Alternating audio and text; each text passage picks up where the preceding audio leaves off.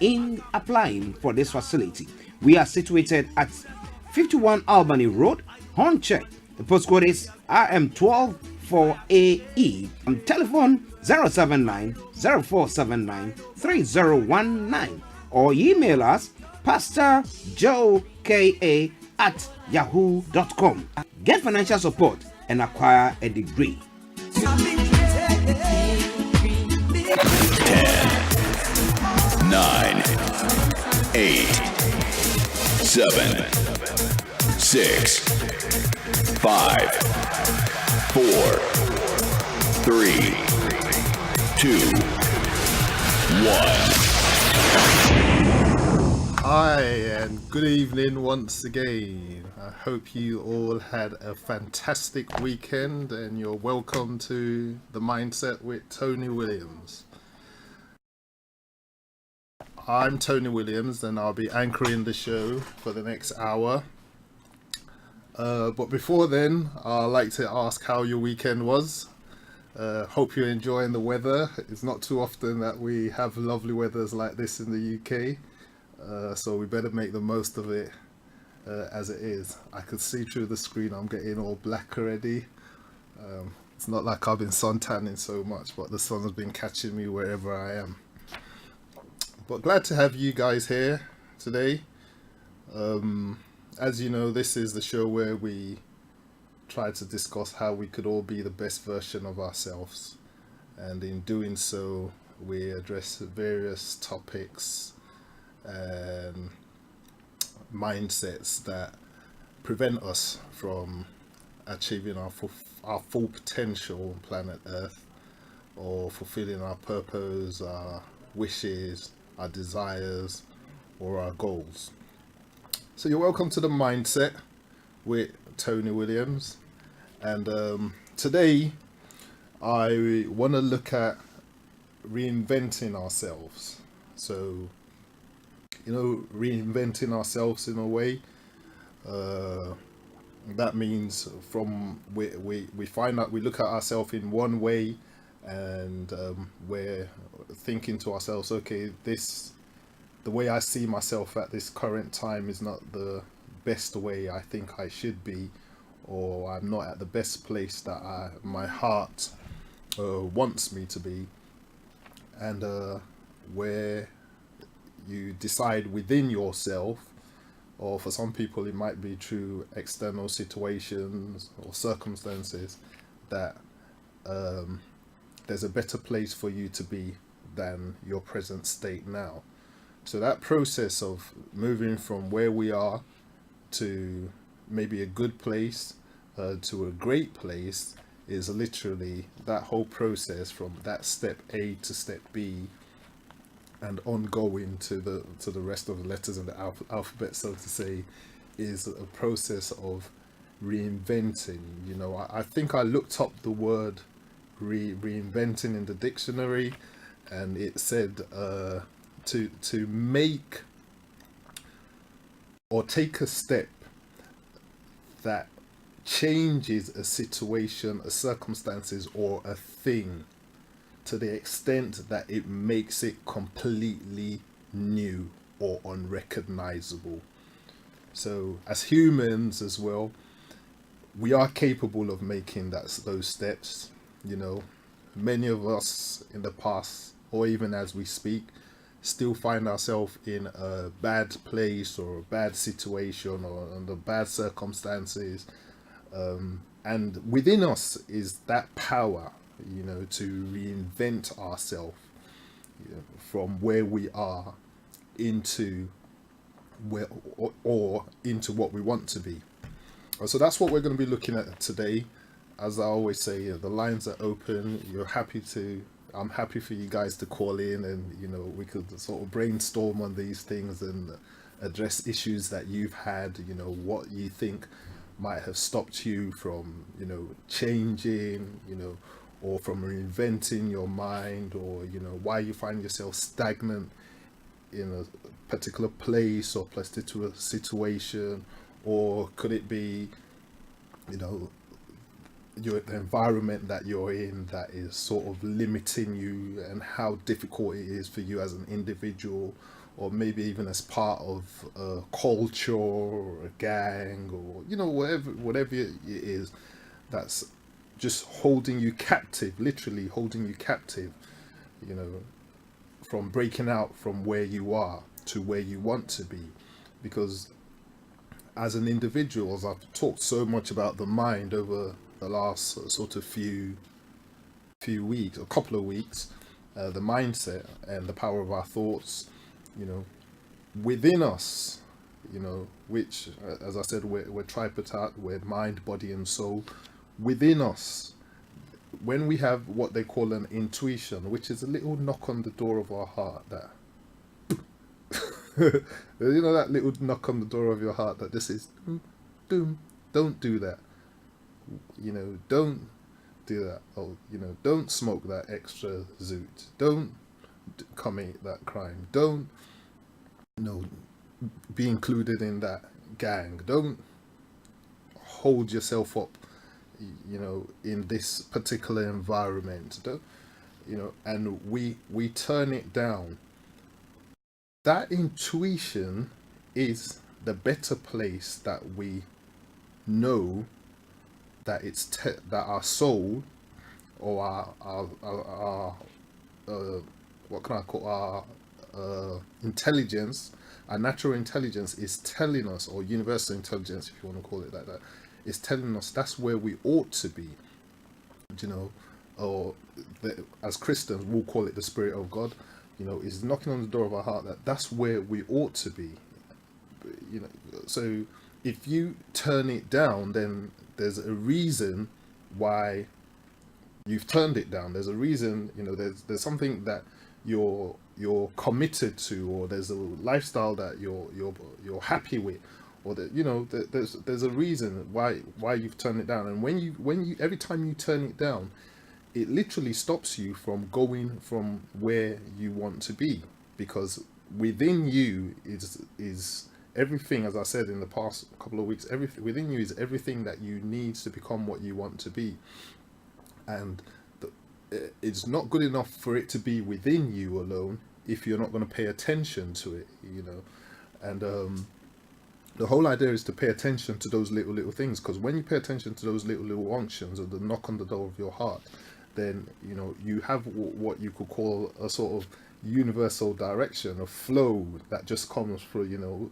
Every time you want to do something wrong, it just knocks on the door of your heart, like an intelligence, a guardian, a Spirit of God that's just guiding you to just do the right thing. Obviously, if you turn it down, then it leaves you. If I'm correct, now I'm gonna try and get a little bit of scripture just so I can back this up a little bit.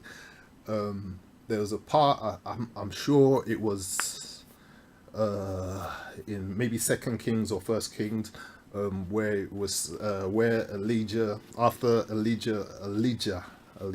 say that word right.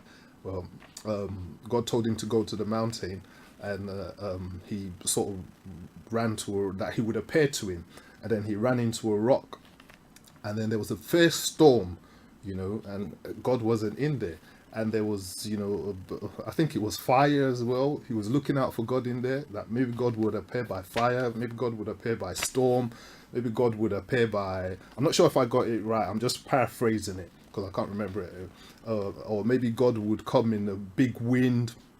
God wasn't in none of that, but God was in a gentle knock. I think it was a gentle breeze or something, a gentle knock, gentle breeze. But that's the whole idea, so it's quite important that we pay attention to those little unctions, because those unctions that knock on the door of our heart, that tell us to do the right thing, that tell us not to fight our wife, that tell us to get the job, that tell us to do all those little unctions, are the things that our spirit within us that is linked to intelligence help us, if we do correctly, help us to flow onto the right path. So that whole process, as I said, is the process of reinventing ourselves. So that's what we're going to look at today. Why we don't pay attention to those unctions, why we find ourselves stagnant, in certain areas, why it's difficult, it's very difficult, that sometimes even whilst we're on the process of reinventing ourselves, we fall back and we lapse back into our same old self, or situations from the past that keep us captive.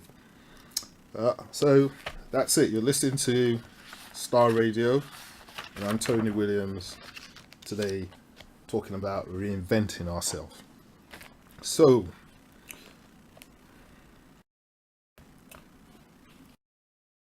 what does reinventing yourself actually mean? So, reinventing yourself actually means the whole process of you going from one place that you were to a next place. Now, one might say, well, I'm in a good place at this point in time. And they might, from their perspective, that good place doesn't necessarily have to be goods to, me, or goods to, their next friend, or their next, brother or sister or family. They might, that individual might think to himself, he might, okay, put it this way, he might think in a very selfish manner that, he's doing very well for himself at this point in time, so he's in a good place.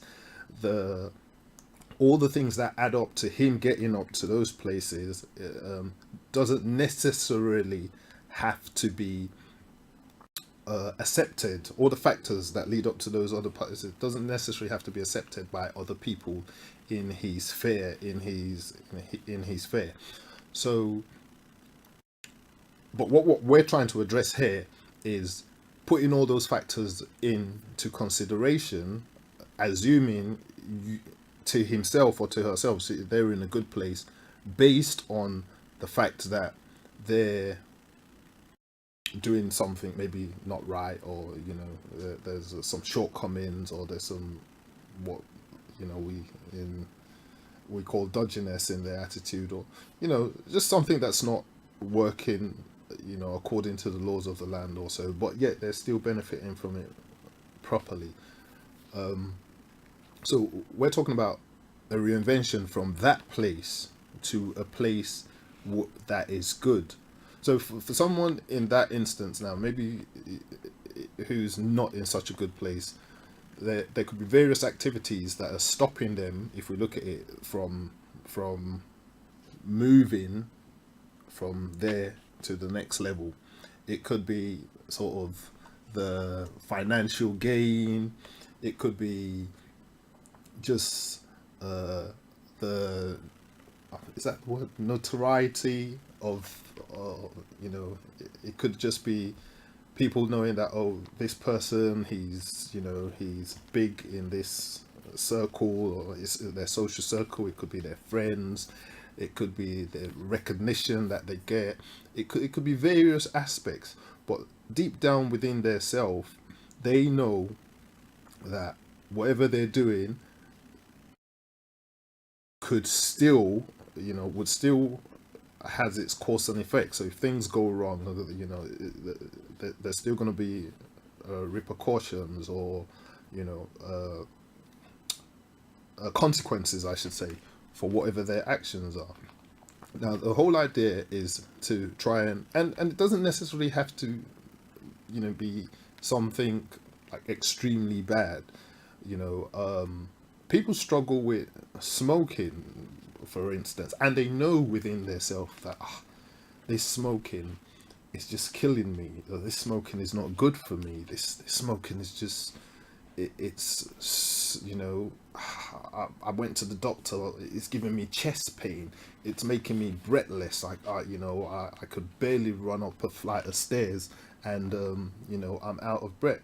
But they still, within their self, that's what I was saying, that that spirit or that unction keeps telling them that you need to change your mindset about this thing. You need to give up this habit of smoking. You need to stop smoking. You need to live a more healthy life. But they still, for one reason or the other, best known to them, still would light up that cigarette, or still would light up the zoo, so to say, still would light up the zoo, and just refuse to do it. Some might say, oh, because they're addiction. Some might say, oh, I always have to have a little, smoke, or all sort of various aspects. And it's easy for me to say because I have actually been there, so I'm not saying anything out of anything that I haven't experienced before. So these are personal experiences to me, but it has to get to a stage where you have to draw a line. So, and you have to say to yourself, am I going to wait for crisis before I decide to make a decision on these things? And that smoking is one. People struggle with maybe weight problems, and people struggle with bad friendships. People struggle with perhaps pornography, or all sorts of things that are just, it takes hold of our mindset and stops us from moving from the next, from that level, from one level to the other. And all I'm trying to say is, these things within us, we have the power to change it. And if you don't believe me, I'll highlight this example. I always used to say, before anyone became, let's assume that person, someone's using the justification that they're an addict, for instance. Before anyone became an addict, let's use smoking for an example now. No one became an addict overnight. It's impossible to become an addict overnight. It would have been, and no one smoked 10 cigarettes on their very first day of smoking. So it would have been one of those things, perhaps, like in my case, if you started from school, you probably just went round the corner and some of your friends just opened cigarettes, and you just say, okay, I'm gonna try this, and you take one. And no matter how good you felt about smoking that first cigarette, or maybe coughing through it, or having it at a party, or whichever the circumstances that happened when you had it, there'd be something inside of you at that very first time that would say to you, this is my first cigarette that I've smoked. Should I have really taken it? Was I really longing for it? Is it right? Am I going to smoke one tomorrow? Those thoughts would definitely run through your mind. So at that stage, no, it's not an addict, because all your brains haven't sent sort of chemicals to your body that makes all your body just think, I've got to craving for this cigarette every single time now. Because at that time, your brain is still questioning the rest of your body. It's actually questioning your whole human being. Look, this thing that I done, is it right? Is it good that I continue? Should I stop? Should I carry on? And so is it with many other things. I can't really talk into sort of maybe obesity or those things, because in fairness, I don't have so much knowledge in that area of things. But even in terms of perhaps someone overeating it doesn't start overnight. It becomes habitual after you continue to you decide you're enjoying this thing, or you're deriving some sort of pleasure from it. And again, people might say genetics, but then I don't want to go into sort of epigenetics of cells and genes, and how even that in itself, it scientists could prove that the environment that you put yourself in, and what you take in, or wherever you plant yourself, or the mindset, could change your genes. But that's a different story for a different day. But yeah, so in fairness, no one becomes an addict overnight. No one develops a habit overnight. habit is something that has been impressed on our brain repeatedly, till it becomes something that our body takes over from our brain, and our body just does it unconsciously. So if you wake up every morning and you say to yourself, oh, I need a cigarette, it's because over a period of time you've made your mind think, or you've impressed it on your brain, and your mind has sent all those signals to your body that this is what you need. The same way it sends those signals to your body that this is what you need. You have the power. Remember, I keep saying this word, the power. You have the power within you to unsend those signals of that and change it. Yes, it might not happen overnight. Yes, it might take a period of time. Yes, it might be the hardest thing you do. Yes, you might have withdrawal symptoms and all of that. But those are all the things that come with the package. Because when you think about the first time you smoked, and I'm standing cigarette here because I think it's the easiest thing to relate to in terms of habitual things. When you the first time anyone took a cigarette, it wasn't habitual. You know, the first time you had it, you probably looked at it. It's very drag they call it? You probably drag the smoke in, or inhale the smoke. You inhaled it, and and as I said like a few minutes ago, within yourself there's something that you kept saying to yourself, do I really want to continue this? Am I, is this right? My parents must never see this, and it wasn't until you felt confident with yourself that you now started holding the cigarette like this, or holding it like this, or doing, I don't know what they call those things, roll smoke, or so I'm saying all these things, they develop over time. It's just a matter of practicing. So in order to reinvent yourself, you've got to first of all be able, in terms of that, you've got to be able to realize where you are now, and think, okay, I'm smoking, I don't know, is it 20 sticks a day, 10 sticks a day, 15 sticks or whatever, or if it's cannabis or whatever, and I need to stop. So the minute you say you need to stop, your mind would feel uncomfortable with it, because remember, your mind is used to it. Your mind has sent all the signals to your body that, this is a habit, I rely on it. Yeah, you don't rely on it, but you have it in your mind that you rely on it. So you need first of all to make a decision, a conscious decision that, this is where I am now, and I need to stop. And the minute you do that, then you need to start making plans within yourself, that actionable plans that will enable you to stop. Maybe it's cutting down from 20 sticks deliberately. It has to be deliberate, like cutting down from maybe 20 sticks to maybe, I don't know, 15 sticks every other week, over a period of time, and I used to say this, I'll quickly put this on because of time, I want to move on quickly.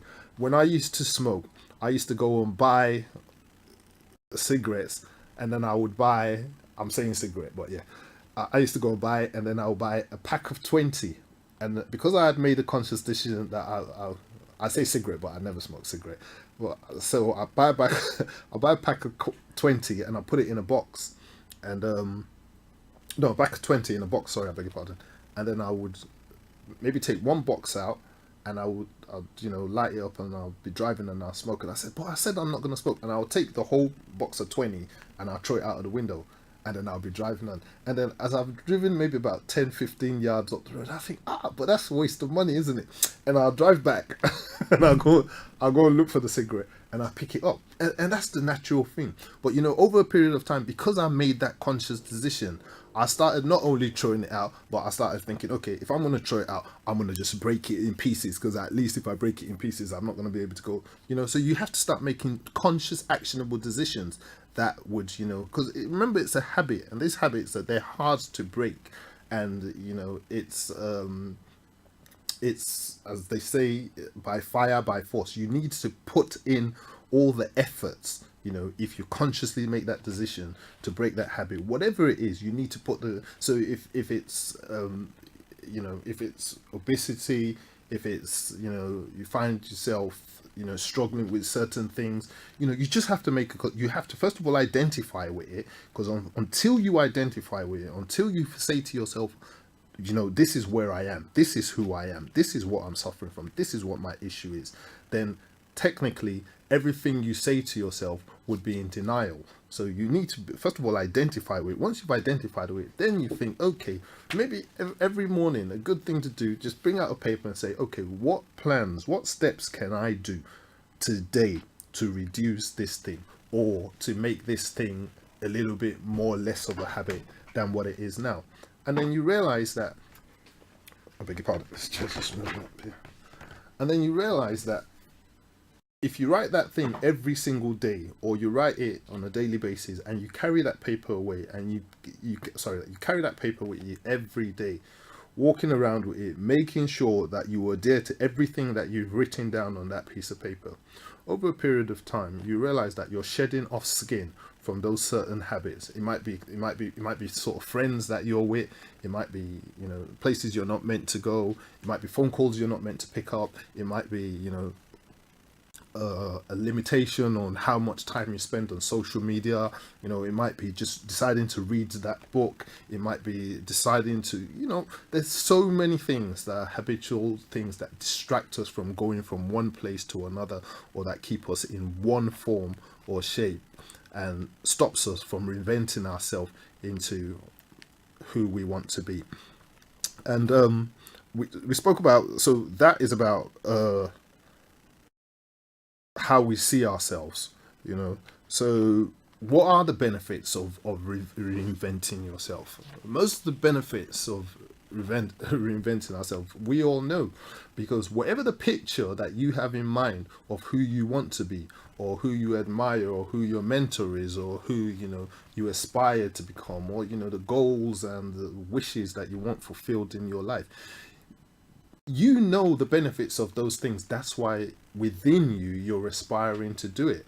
You know, it would be unreal for me to sit here and start, you know, trying to describe all the benefits of what you want to achieve, or what I want to achieve in my life, you know, because I know that if I could, you know, get on the right, you know, steps, or, you know, right treadmill, and start, you know, moving forward, well, the treadmill will just keep you rolling in one place, but, you know, if you could get on the right sort of movement towards this place, and you're doing the right things, you know, putting the right place, you know, being self-disciplined, being courageous, you know, being focused, you know, visualizing, picturing it every single day, you know, affirming it, making sure that everything you do brings you closer and closer and closer to your desired goal, then you know you're going to reap the benefits at the end. You know, I said the last time that, you know, the sort of level of motivation is, it's purpose. You know, if you're purpose driven, you know, that if you're purpose driven, it will bring recognition. If it brings recognition, then it would give you a level of awareness. If it gives you a level of awareness, then it would generate, you know, a large form of income. I said it in 5 steps. I can't remember all of it now, but that's how it works, you know. But the first thing is to be able to, you know, be purpose driven. You have to be able to understand your purpose, understand your goal, know what you want to achieve. When you know what you want to achieve, then you're in truth, you know, you're walking in line with the desires of your heart, and everything that you desire, which is beneficial to you or to me. If it was my wish and my desire, then I know as I'm walking along those plans, I would achieve, you know. And then I said, so how difficult is it to reinvent ourselves? Well, it's one of the most difficult things, because technically reinventing ourselves is like breaking a habit, you know. And I'm not going to sit here and say it's you know, it's just easy peasy, you know, or you could you know, wake up tomorrow and say that you're going to reinvent yourself. But there's a process that you know, we all have to start undergoing for that reinvention to take place, you know. And that process, it can come from external influence, but the power to really do it, is yourself, is within yourself. It's about that this person making that decision and saying, this is what I want to do. Do you know? Because if you don't, if you wait for somebody else to, influence you to make that change, then you're still playing victim. You're not taking ownership of yourself. You're not taking, or so technically, if that person doesn't show up tomorrow, or if that person is not there tomorrow, or goes on holiday or sabbatical, then that's the end of it. You would lapse back into, your same old past. So really, the power to do it is within you. You've got to make that decision. As I said, you've got to come to that crossroad and say, look, this is where I am. I'm tired of this situation that I'm in now. I'm tired of these bills piling up. I'm tired of fighting with my partner, my wife. I'm tired of being an absent father. I'm tired of not having a reasonable job. I'm tired of not pay, a whole bunch of things that could apply to any single person on the surface of this earth. You got to get to that stage and know, surely I must deserve better than this. Surely within myself, I see myself, I visualize myself deserving better than this. Surely this is not what I was made for. Surely, I could find myself, if I make a conscious, deliberate decision, in a better position than I am. So, it is a little bit difficult, but with things like affirmation, with things like, deliberately writing the things you need to do down. I used to be a fan of visual boards as well. Picture what you want, stick it there, stick it where you could see it, or vision boards, not visual board, vision board. Stick it where you could see them, and just aspire, because they used to say back in the day that if you want to hide anything from a black man, just put it in a book, because take the book. Yeah, this one they're not putting in a book. This one you've seen it. You've seen this nice car. You've seen a nice house. You've seen a picture of this beautiful girl that you want to be your wife. Just put it up there. Stick it up there. Put a time frame in which you think, or you wish, or you hope to achieve it. Then also put steady plans in which you might take, or actionable plans that you think you should take to achieve it. And as many as you put there, just start with the most achievable, the most one that you think is the easiest for you to achieve at this present time, regardless of the other ones that are still wishes that you want fulfilled, which are still staring on your face. But start from somewhere, because every time you're able to achieve one and pull that picture down or cross it off your diary, there's a feeling inside of you that celebrates you. You feel good about it, and then that from then I could move on to the next level.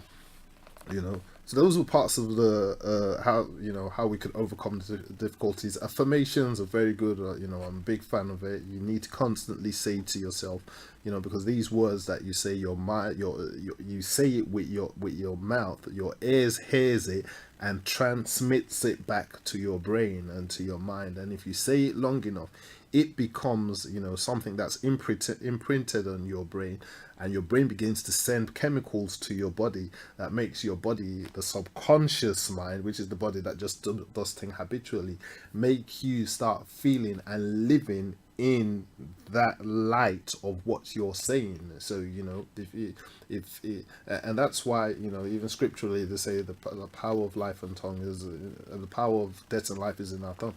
It's so important that we say these things. Even when people say things to you the wrong way, you take it back, paraphrase it the right way, and say it. So if someone said blah blah blah, you say nope,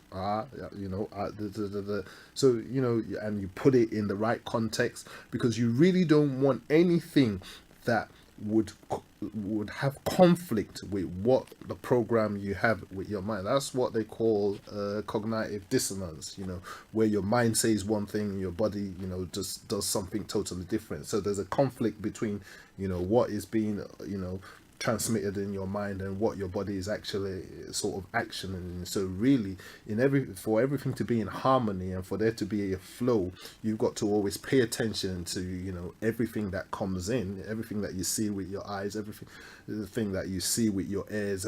Again, where the scriptures will say, if your eyes causes you to sin, pluck it out. Or if you're right, it doesn't really say pluck it out, not like take a knife and just yank it out, but it's just telling you that you should guide it. Again, it will say guard your heart with all guide your heart with all diligence, because out of it flows the issues of life. So it's just telling you that protect your mind, protect your heart. These open ports that we have that leads to our senses, that interpret stuff and bring and send back to our body. We need to guide it. We need to guide it. We need to align it with our plans and our purpose. Our mind has the vision. You see things with your eyes, but your mind really has the vision. Your eyes don't have the vision. Because when you want to visualize, you can't visualize with your eyes open. Some people do, but the best way to visualize is with your eyes closed. That way you're blocking out every sort of distraction, everything, and you're visualizing, you're focused, and you're painting that picture in your head. So when you're painting that picture in your head long enough, your mind gets the picture. And then it's for you to constantly, reaffirm your mind, reaffirm your spirit, your mind, and your thoughts to align with that picture that you have. Remember, we're talking about reinventing yourself. We're listening to Starr Radio UK. So I also said, I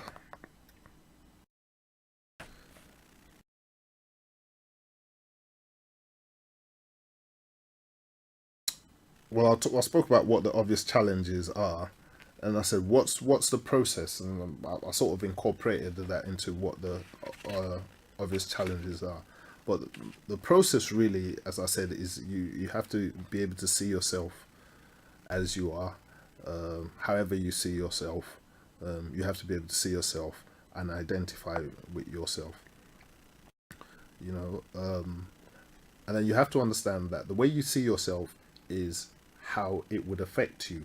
The way you see yourself is how your brains would see you. The way you see yourself is how an outsider will see you. The way you see yourself is how your actions will portray you. The way you see yourself is how your character will portray you. In fact, the way you see yourself is how your whole aura would see you. So if you start seeing yourself as a sad person, trust me, it wouldn't be long at all before everyone around you starts saying, what's wrong with you? Why are you always sad? It's because within yourself, you've seen yourself as a sad person in your mind. Your mind has sent a sad signal to the rest of your body. Your whole countenance is dropped, and you're just, I've got to say you, because, that person is just a sad person, or, and that's just because of the way they see themselves. Yes, you might have external factors that might have led to that person being down, or that person being, sad or depressed or anything. But again, and I say it again, within you, there's a power to change. Because look, I always say this: if someone's so sad, or someone's depressed, someone's angry, and then mistakenly, they found a lottery ticket. They didn't even play it. They found a lottery ticket. Remember this depressed person, never happy, always sad, and they just found a lottery ticket by chance. And they thought, let me go and just see, if I've got any winning on this lottery ticket. Let's not even go into the millions. Let's just say this lottery ticket that they found, they put it in the slot, and someone said, you just won £10,000. Of course, that whole countenance of sadness would change. You would leap for joy. What? 10,000? I mean, yes, it might not be big money to some people. Yes, someone might say millions, but those are the extreme. I'm just saying, the thin line between sadness and, you changing your countenance to be like a more happy, or, just sort of casting that away from your mindset. The man in the shop just puts it in the machine and say, "Oh, congratulations, you've just won £10,000." That sadness would be wiped away, regardless of what the situation is. I don't care what the situation is. If they, you just found it and that's it, that's £10,000 increase. Instantly, the chemicals in your body would change. So, and you don't have to wait till you find a lottery ticket, because you probably would never find one, to be honest. But or till you even get a lottery win, because you probably, many people probably never win. That's where they make their money from. We all know that. But what I'm saying is, we don't have to wait for an external factor. The same effect that external factor has in it or within it to enable a whole countenance change and us to be a happy person is the same effect that we have within us. That if we sort of channel our minds to, look at the things we should be grateful for, or look at things in a different perspective, or have an attitude of gratitude, over a period of time. And don't get me wrong, these things never happen overnight. It has to take deliberate, consistent practice, and a lot of people use meditation and stuff, quiet times, reflecting on things, reflecting on your situations, reflecting on, things that, you're grateful for. You got ears, you got eyes, you got, so many things, people not in hospital, I shouldn't, I can't go on it because I can't address everything individually correctly, but, just generally the fact that you've got life in you, is something to be grateful for. And the minute you could constantly get yourself in this mode or you stimulate your mind in this way, then you find out that generally your whole countenance begins to follow it. Your face will start to lift, your cheeks will start to lift up a little bit more, the smiles will come out more. And eventually you go to somewhere, and I'm actually talking about reinvention. I mean, but I probably might address it a little bit more further next week. But this reinvention we're talking as it is now is even on a small scale, because we could shift it away from just moving to the next level of how we lift up ourselves from sadness, and how we lift up ourselves from countenance, to how we create major goals in our life, or set major goals for ourselves in life. So there is how we have to look at whether the actions and what we're doing, whether it aligns with what would enable us to change from where we are to where we want to go. Because as they say, you can't be doing the same thing and expect you can't be doing the same thing and expect different results. You've got to get to a stage in life where you say to yourself, look, I'm tired of this. This is my next level, has to be this. But the minute you make that decision, you also have to know that a whole bunch of things have to change as well. It might mean, okay, you're going to cut off some friendships. It might mean you're going to stop going to certain places. It might mean you're going to stop picking up certain calls. It might mean you're going to rearrange your order of priority. It might mean, it could mean tens of thousands of things. You personally would know the ones that are applicable to you or not. But as I said, we're talking about how you see yourself. So you have to look at yourself and think, okay, what I'm doing now, how is it a conflict, with where I want to be? Because if you could put them all down, and you could list all the things you do now that are barriers to where you want to be, then you would be able to be in a proper, how can I say, you'd be able to see properly that those things that you've listed out, if you sort of cross them out, or you're able to overcome them, or stop doing them, or make them less of a habit, then you'll be able to realize that those things would aid you into going on into the next level. And then I spoke about how you visualize things. You have to have a vision, because again, scripturally, where there's no vision, the people perish.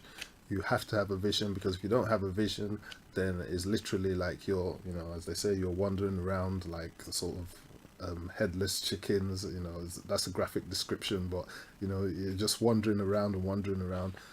It's good to have a vision. A vision gives you something to lock onto. You know, you could call it a goal, you could call it, but something that, you know, the whole process of reinventing is to move from one place to another. So, you know, it's like getting into the car and say, I'm just going to drive. I've got no destination. You know, you probably end back at home and you can't remember anywhere that you've gone to.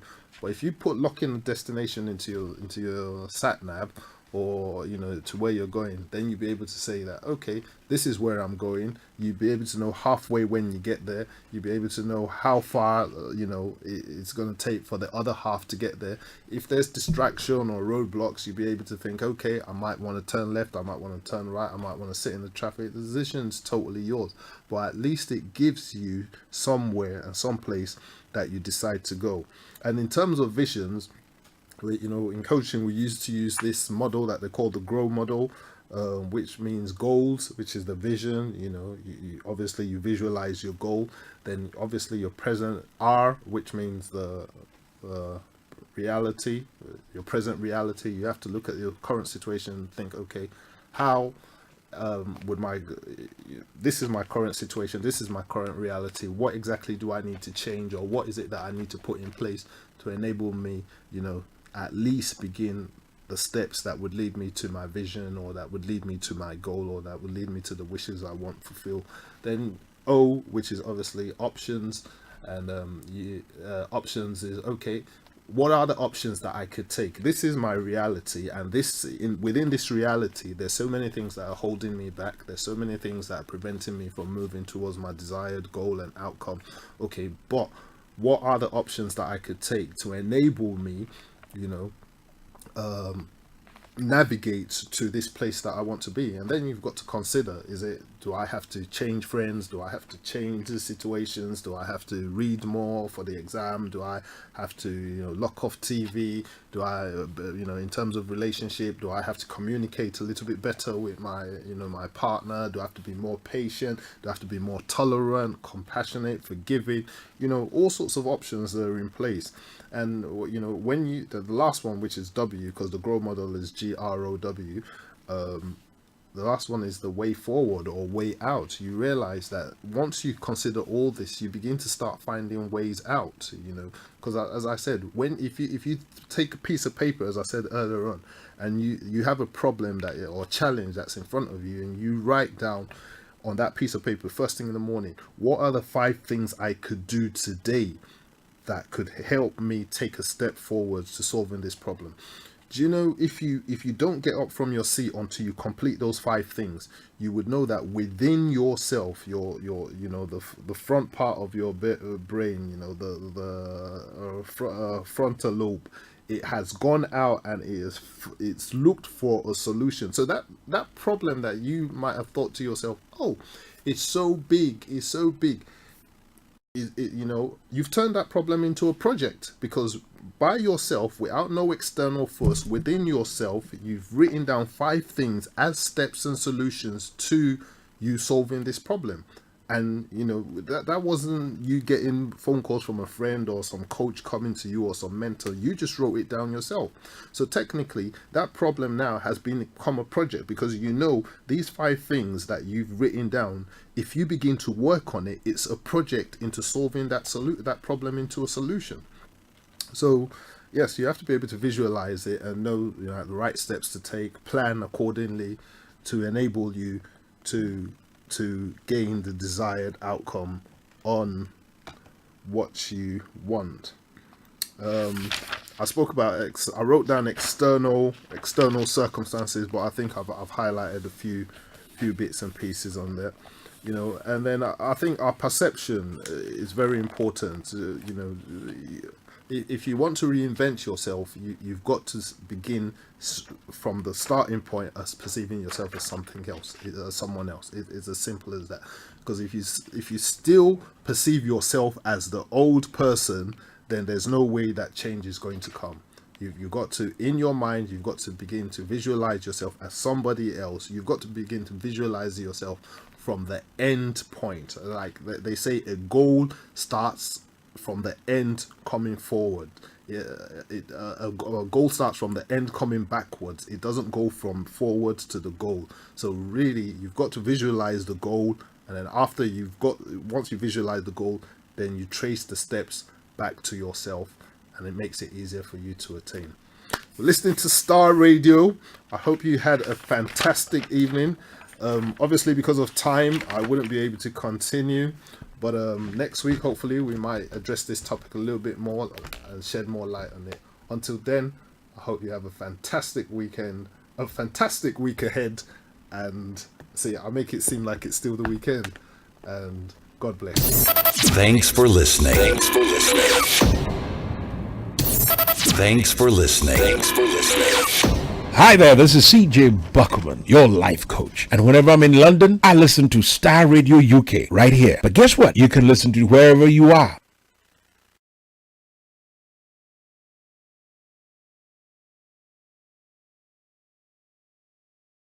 Online, on mobile, and soon on DAB. This is Starr Radio UK, the leading Afro-Caribbean radio station in London.